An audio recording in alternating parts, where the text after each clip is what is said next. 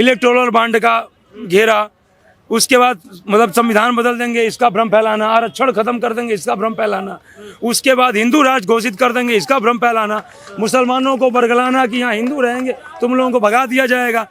नीतीश जी ने क्या कहा कि हमें सम्मान चाहिए और यहाँ हमको सम्मान मिला, विपक्ष में हमको सम्मान नहीं मिला, उन्होंने खुद कहा। तो कहीं ना कहीं मोदी जी अपने सहयोगी दलों का सम्मान कर रहे हैं, उनको कॉन्फिडेंस में लेकर के चल रहे हैं। दिल्ली में, मध्य प्रदेश में 29 की 29 आई हैं, गुजरात में 26-25 आई हैं, वहाँ पे 25 आई है। ये एक तरह से यूपी में क्या हो गया ये कुछ समझ में नहीं आया। तो उस पर विचार करना इस पड़ेगा। पर विचार करना पड़ेगा, इनको सोचना पड़ेगा यूपी में कि हम वाराणसी जैसी सीट हार गए। वाराणसी नहीं जीते हैं, 1.5 लाख सीट से जीते, अयोध्या हार गए। अयोध्या जैसी सीट हम हार गए।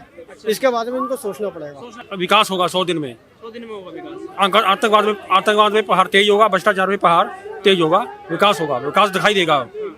ऐसे ऐसे कड़े कड़े फैसले लेंगे मोदी साहब कि मैंने आप शॉक्ड हो जाएगा देशवासी। ऐसा ऐसा फैसला जो है, बहुत सारा ऐसा फैसला है देखिए, वन नेशन वन इलेक्शन ये वाला होगा। जो है राहुल गांधी है मैंने बोल रहे हैं या उनका टीम बोल रही है, तो कौवा जो है ना कान ले गया, कौवा को नहीं देखना, अपना कान सही जगह फिटिंग है ना वो देखिए अपना। नमस्कार, बहुत बहुत स्वागत है आपका हमारे चैनल पर। प्रधानमंत्री मोदी ने लगातार तीसरी बार प्रधानमंत्री पद की अब शपथ ले ली है। अब लगातार पीएम बनने के बाद अब इस साल का कार्यकाल कैसे होने वाला है, क्योंकि गठबंधन की सरकार है, विपक्षी हमलावर है, कह रहे हैं बैसाखी पर चलने वाली सरकार है। जिन बड़े फैसलों की बात की जा रही थी वो बड़े फैसले अब नहीं लिए जाएंगे। हमारे साथ कुछ लोग मौजूद हैं, उनसे जानते हैं इस बार के कार्यकाल को कैसे देखते हैं और क्या प्रधानमंत्री पर भरोसा है, जो कहा है वो कर पाएंगे। सर, पीएम ने इस बार शपथ तीसरी बार ले ली है, कैसे देख रहे हैं? 240 सीटें वर्सेस 232, क्या जिन बड़े फैसलों की बात की जा रही थी वो पूर्ण हो पाएंगे? नहीं, वो उसमें कहीं कोई फर्क आने वाला नहीं है। मैं एक छोटा सा एग्जांपल आपको देता हूँ कि इससे पहले 1999 से लेकर के 2004 तक अटल जी ने भी गठबंधन की सरकार चलाई और उसमें भी काफ़ी सारे फैसले भी हुए। अटल जी के ही सरकार में, गठबंधन की सरकार में आपका जो है पोखरण का परीक्षण हुआ, जो आपका परमाणु बम का। तमाम विदेशी ताकतों ने और तमाम गठबंधन के लोग जो है कहते थे कि बहुत बवाल हो जाएगा, ये हो जाएगा, हो जाएगा। अटल जी ने अपनी शक्ति, अपने देश की शक्ति को दिखाने का काम किया। और मैं ये कहना चाहता हूँ कि 2004 से लेकर के और 2014 तक लगातार यूपीए की सरकार रही, लेकिन उस मतलब 10 साल के कार्यकाल में यूपीए ने अपने 10 साल के कार्यकाल में जहां जहां ईडी सीबीआई का दुरुपयोग कर सकती थी करी। साध्वी प्रज्ञा को जेल में डलवाया और कई सारे लोगों के ऊपर केसेस किए, लेकिन अटल जी के कार्यकाल पे दाग लगाने की जुर्रत नहीं कर पाई। आप तो पत्रकार हैं, आप जानते होंगे, कोई भी एक घोटाले पे कोई न ईडी बैठा है, न जांच, न सीबीआई, न कहीं कुछ। तो जब अटल जी सरकार चला सकते हैं, मोदी जी भी अटल जी के भी चेले हैं। उस समय भारतीय जनता पार्टी उतनी मजबूत नहीं थी, लेकिन आज भारतीय जनता पार्टी तीसरी बार जो है सरकार बना रही है। आज़ादी के इतिहास में नरेंद्र मोदी जी पहले ऐसे शख्स हैं जो तीसरी बार पंडित जवाहरलाल नेहरू के बाद तीसरी बार प्रधानमंत्री बन रहे हैं। अच्छा, यही आरोप लगा रही है कि कोएलिशन की गवर्नमेंट चलाने का अनुभव नहीं है, चाहे वो गुजरात हो, गुजरात में भी वैसे पूर्ण बहुमत में रहे और अब केंद्र में भी लगातार 2 कार्यकाल पूर्ण बहुमत में रहे हैं। इस बार गठबंधन की सरकार है तो फैसले नहीं ले पाएंगे, क्योंकि विचारधारा अलग है, चाहे नीतीश बाबू की हो, चाहे चंद्रबाबू नायडू की हो। कैसे देखते हैं? देखिए, ऐसा नहीं है, नरेंद्र मोदी जी ऐसा नहीं है कि सिर्फ जो है प्रदेश की राजनीति किए हैं। जब वो मुख्यमंत्री थे तो उस समय ऐसा नहीं है, कई बार वो राष्ट्रीय महासचिव भी रह चुके हैं और देश की राजनीति में भी जब अटल जी सरकार में थे तो कहीं ना कहीं देश की राजनीति में भी उनकी सक्रियता थी। तो ऐसा नहीं है कि भाई उन्होंने भी वाच किया है। वो प्रदेश के मुख्यमंत्री रहे, कभी चुनाव नहीं लड़े, सीधा मुख्यमंत्री बना दिया गया। लेकिन जब वो पहली बार चुनाव लड़े तो आप लोग भी जानते हैं प्रचंड मतलब बहुमत से जो है चुनाव जीते। अब देखिए, थोड़ा बहुत 2014 में प्रचंड बहुमत से जीते, बनारस में क्या कहते हैं 19 में जीते, आज 24 में ही चलिए थोड़ा अंतर कम हो गया। तो ये सब थोड़ा बहुत प्लस माइनस होता है। लेकिन आप ये देखिए, यदि मोदी जी का अनुभव नहीं होता तो तीसरी बार मतलब इलेक्टोरल बॉन्ड का घेरा, उसके बाद मतलब संविधान बदल देंगे इसका भ्रम फैलाना, आरक्षण खत्म कर देंगे इसका भ्रम फैलाना, उसके बाद हिंदू राष्ट्र घोषित कर देंगे इसका भ्रम फैलाना, मुसलमानों को बरगलाना कि यहाँ हिंदू रहेंगे तुम लोगों को भगा दिया जाएगा। तमाम सारे भ्रम फैलाने के बावजूद महंगाई, बेरोजगारी, तमाम सारी चीज़ों के बाद आज भी चलिए एक अकेला आदमी कहीं ना कहीं जो है 240 सीट लेकर के आया, ये भी कम बड़ी बात नहीं है। और जो आप बात कह रहे हैं दबाव की, देखिए अनुभव नहीं होता तो चंद्रबाबू नायडू, और सुनिए मेरी बात को, चंद्रबाबू नायडू और नीतीश जी को बगल में नहीं बैठाते। मोदी जी को पहले ये पता था कि भाई हम प्रचंड बहुमत में हैं। अमित शाह ने, आज भी अमित शाह की अहम भूमिका है, लेकिन कहीं ना कहीं अब हम गठबंधन की सरकार चला रहे हैं तो अपने गठबंधन के सहयोगी दलों को भी कॉन्फिडेंस में लेना पड़ेगा और उनसे तालमेल बैठा के रखना पड़ेगा। अब तालमेल बैठाने के लिए तो अमित शाह को साइड कर दिए और उन लोगों को साइड में कर लीजिए। उनको पता है मोदी जी को कि अमित शाह तो हमारे अपने आदमी हैं, हम उनको कैसे भी मतलब उनको बुरा नहीं लगेगा, लेकिन ये लोग सहयोग कर रहे हैं तो इनका कम से कम सबसे बड़ी बात जो होती है सम्मान, स्वाभिमान और सम्मान जिसका मेंटेन है उसको थोड़ा बहुत कुछ प्लस माइनस हो जाए तो चल जाएगा। नीतीश जी ने क्या कहा कि हमें सम्मान चाहिए और यहाँ हमको सम्मान मिला, विपक्ष में हमको सम्मान नहीं मिला, उन्होंने खुद कहा। तो कहीं ना कहीं मोदी जी अपने सहयोगी दलों का सम्मान कर रहे हैं, उनको कॉन्फिडेंस में लेकर के चल रहे हैं और उन लोगों को भी, दोनों गठबंधन दल के जो सहयोगी हैं टीडीपी और जेडीयू, दोनों को पता है कि भारतीय जनता पार्टी के साथ हमारा भी भविष्य सुरक्षित है और हमारे प्रदेश का भी भविष्य सुरक्षित है। अच्छा, आप कह रहे हैं सबको साथ लेके चल रहे हैं, तो विचारधारा की अगर हम बात करें तो नीतीश बाबू जातिगत जनगणना के फेवर में है। उन्होंने ही शुरुआत की है जातिगत जनगणना की। चंद्रबाबू नायडू कहते हैं कि आंध्र प्रदेश में हम 4% आरक्षण देंगे धर्म के आधार पर। यूसीसी के खिलाफ है। अग्निवीर योजना को कहते हैं कि आपको इस पे दोबारा विचार करने की जरूरत है। तो क्या मोदी जी संभाल पाएंगे इन सब चीजों को? डेफिनेटली। देखिए अब भाई सब थोड़ी, मैं ये नहीं कहता 100% विचारधारा का मैच है, कुछ विचारधाराओं में मतभेद है, लेकिन कहने का मतलब यदि देश का विकास चाहिए आपको तो थोड़ा बहुत कहीं ना कहीं कंप्रोमाइज भी करना पड़ेगा। और जो बातें जातिगत, देखिए हम तो कह रहे हैं जातिगत जनगणना आप जो है वो कराने के बजाय आप आर्थिक आधार पर जनगणना करा दीजिए।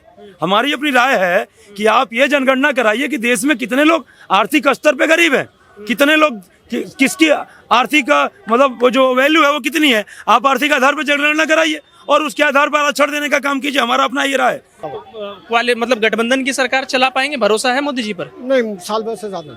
साल भर से ज्यादा नहीं, गिर जाएगी सरकार? गिर जाएगी। तो राहुल गांधी आएंगे तो कुछ कर पाएंगे? इलेक्शन ही होगा दूसरा दूसरा इलेक्शन होगा। जैसे अटल बिहारी वाजपेयी के जब में 2.5 साल बाद इलेक्शन हुआ था, इसी तरह ये फिर एक दफा 2-2.5 साल बाद इलेक्शन ही होगा। अच्छा, तो भरोसा अभी जनता अभी भी कर नहीं पा रही है राहुल गांधी या कांग्रेस पार्टी पर?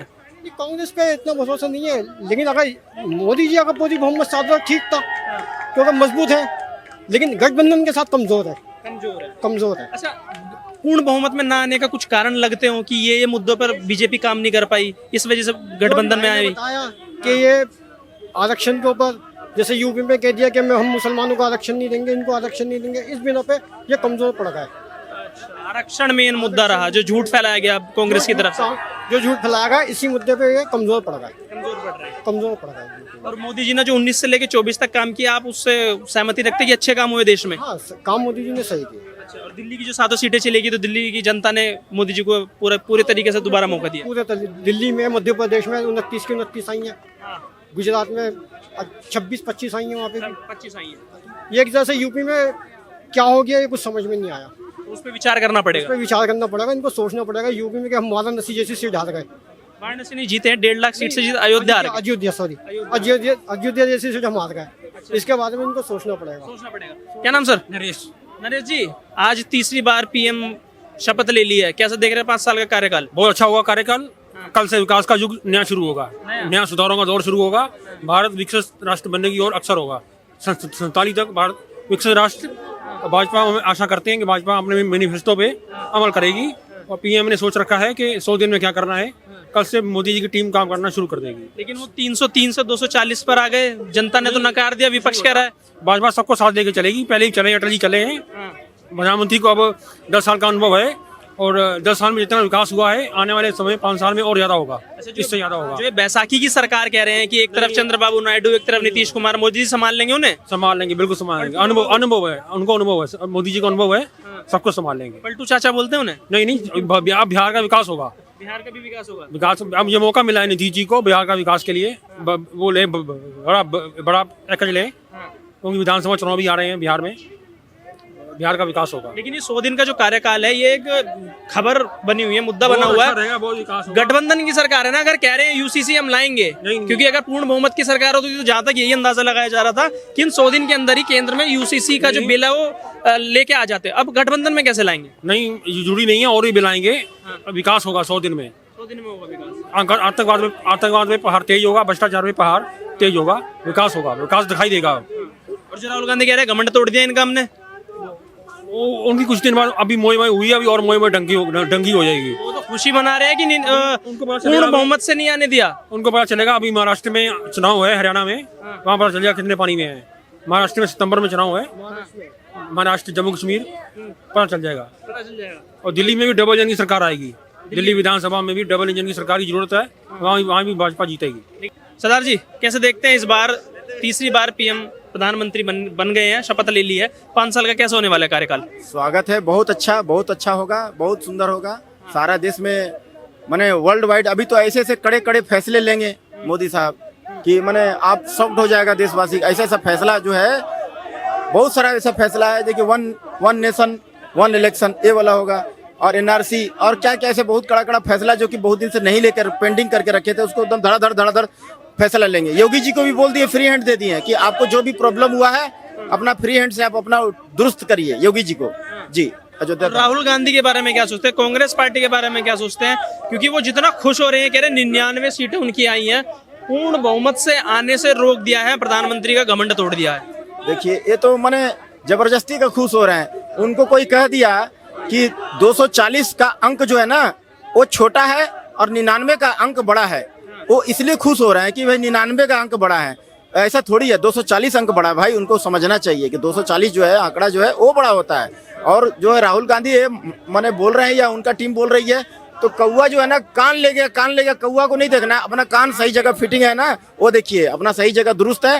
देशवासी सब खुश है, हम नरेंद्र मोदी साहब का माने ये में राज्य में खुश है। दो ही चीज तो होता है, जान और माल। मोदी की सरकार में हमारा जान भी सुरक्षित है, माल भी सुरक्षित है। जी 5 साल में पूरा भरोसा, बड़े जो फैसले किए गए हैं वो लिए जाएंगे। बिल्कुल, जो फैसला अटक पेंडिंग करके रखा हुआ था, अभी तक पड़ा हुआ था, सब बड़े फैसला लिया जाएगा। और नीतीश बाबू जो है उसमें पूरा हेल्प करेंगे, नायडू साहब भी पूरा हेल्प करेंगे।